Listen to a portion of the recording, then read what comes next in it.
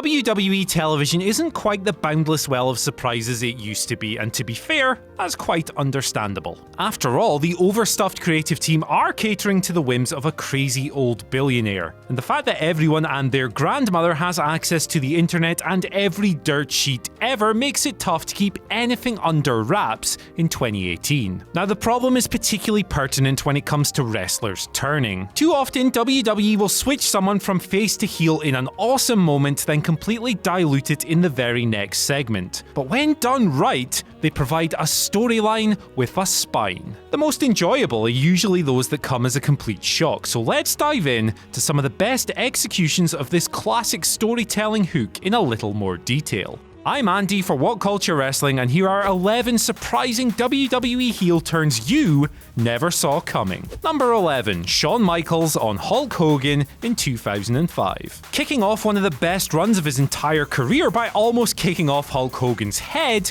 Shawn Michaels' post-1998 tenure was brought to life within a single month of utter bastardry to get under the leathery skin of the Hulkster. The two had spent time teaming together in the build-up, but something snapped inside of Shawn. As he put it in their bloody post-match handshake, he had to know if he had it in him to overcome another wrestling icon and if he belonged in those Mount Rushmore discussions alongside Hogan. And in reality, he had to know that he still had what it takes to get a decent match out of a goddamn fossil. Well, he couldn't. But experiencing his opponent's political worst brought out the real heel in the Heartbreak Kid. He bumped like an absolute fool for Hogan, but Hulk's crimson mask was the real clown paint at SummerSlam. Number 10, The Undertaker on Jim Ross in 2001.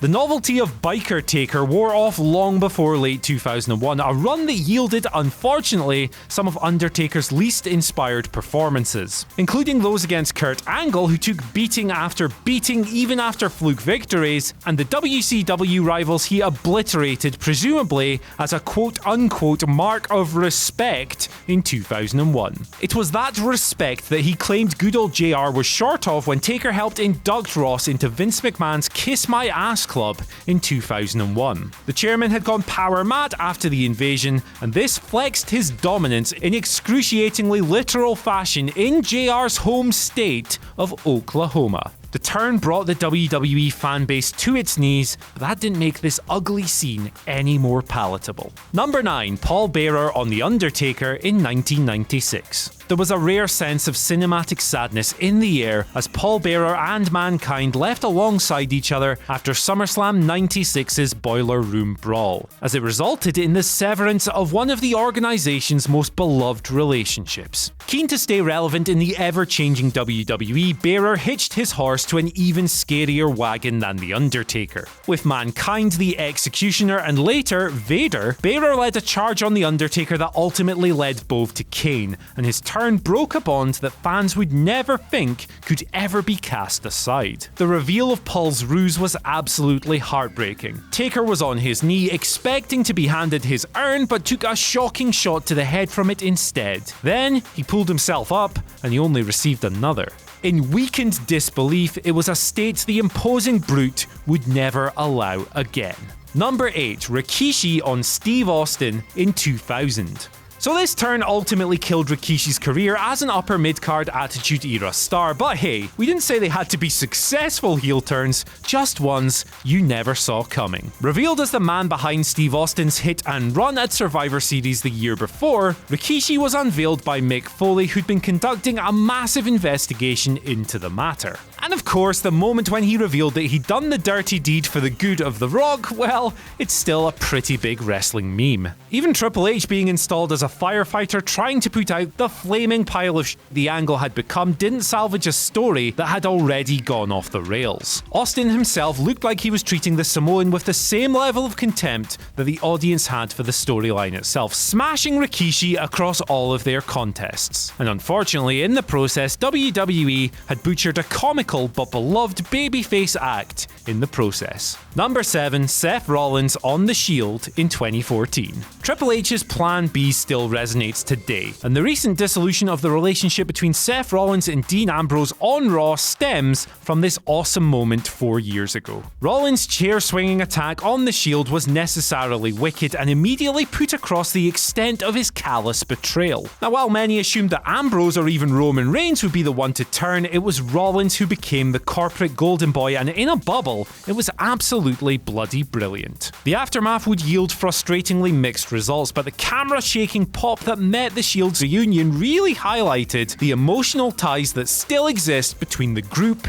and the fanbase. Number 6. Jonathan Coachman on Shane McMahon in 2003. Yep, you heard that right, Jonathan bloody Coachman. But while it sounds bonkers today, this heel turn actually worked. After years as a company punchbag, Coach attempted to curry favour with Eric Bischoff of all people by joining forces with him against Shane McMahon, and the duo engaged in a lengthy assault before Steve Austin made the save. This weighed the odds heavily in the babyface's favour, allowing Shane to cruise to victory in spite of the battle's shocking midpoint twist going against him. But in kayfabe, it proved extremely fruitful, and Coachman's toadying helped him to key authority figure positions on Raw for the rest of his original run. Number 5. Neville on the Cruiserweight division in 2016. While Neville ultimately left WWE on the back of a year-long absence from TV, the preceding run was excellent, and it all came from a successful heel turn at ROADBLOCK End of the Line. It was as if he decided to use the bodies of Rich Swann and TJ Perkins to take out frustrations he'd felt from the sidelines. Missing WrestleMania, not being fit for the Cruiserweight Classic, and being omitted from the upcoming UK expansion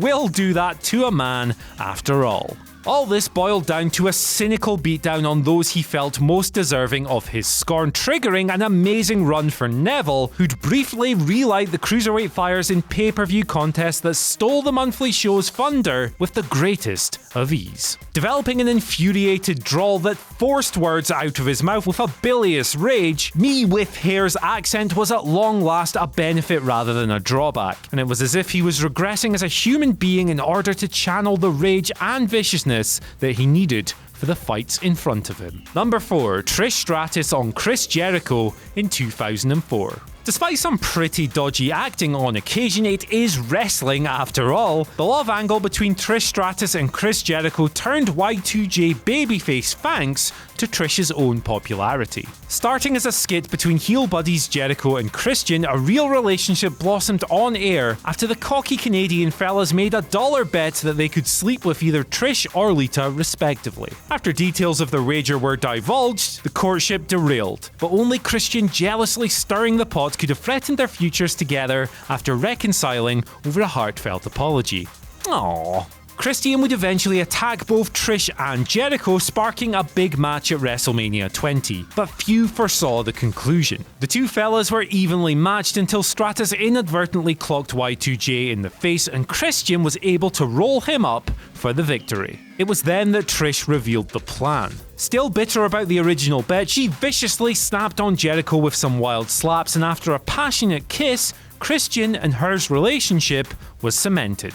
Number 3. Triple H on D-Generation X from 1999. Brilliant for the other phantom swerve preceding it, Triple H's turn on D-Generation X was at the climax of X-Pac's WrestleMania 15 European title match, with Shane McMahon re-broke hearts that had just been healed by his emotional reunion with China earlier that evening. The pair had come back together at Kane's expense, ostensibly highlighting that DX were more unified than ever before. And that was where the plan packed its punch. China's corporate switch earlier that year had turned Hunter's head as she chased the solo glory that she felt entitled to. Embracing inner evil at X-Pac and the New Age Outlaws' expense, Triple H and new BFF Test were eventually chased away by Kane, who marched out for vindication. This turn started Triple H's long, slow ascent to the summit, with minor tweaks feeling to take before his game character would emerge just before his first WWE title main event at SummerSlam that year. For much of 1999, Triple H's turn was the peak of his heel persona. WWE showed remarkable patience in building him up. Really,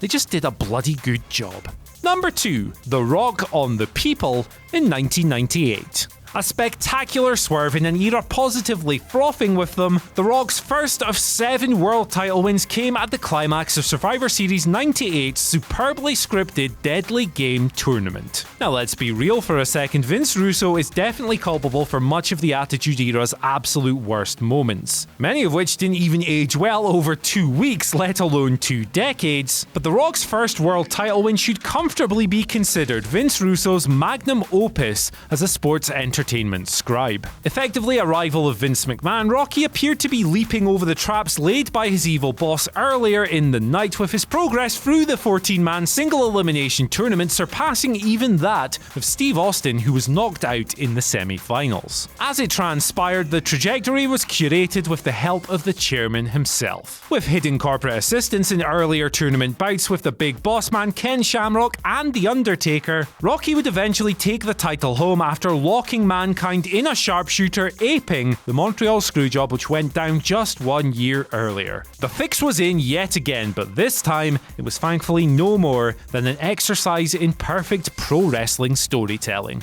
And number 1, Daniel Bryan on AJ Styles from 2018. Necessity is the mother of invention, and it's a real shame Vince McMahon isn't pushed into making rash decisions more often, because when he does, they often go his way. Nia Jax smashing Becky Lynch's face in a pre-Survivor Series brawl pulled her from the event. Now, the immediate aftermath was one of cautious optimism going forward, but also desperate sadness over the loss of a great headlining match between Becky and Ronda Rousey. And with just 5 days to go, McMahon would concoct the most unlikely of Plan Bs from the already ignored file marked Bryan. WWE pulled the trigger to completely shake the foundations of their entire organization. In the very last main event before Survivor Series, AJ Styles' 371-day reign as WWE Champion was terminated by the most beloved babyface in the company, shockingly turning heel. Kicking Styles right in the babymaker, Bryan capitalized through chicanery, securing his dream match with Brock Lesnar at Survivor Series in the process. All it really lacked was the WrestleMania 30 megapop, but the match is going to be incredible, and I'm sure we all can't wait to see just whatever it is that evil Bryan does next.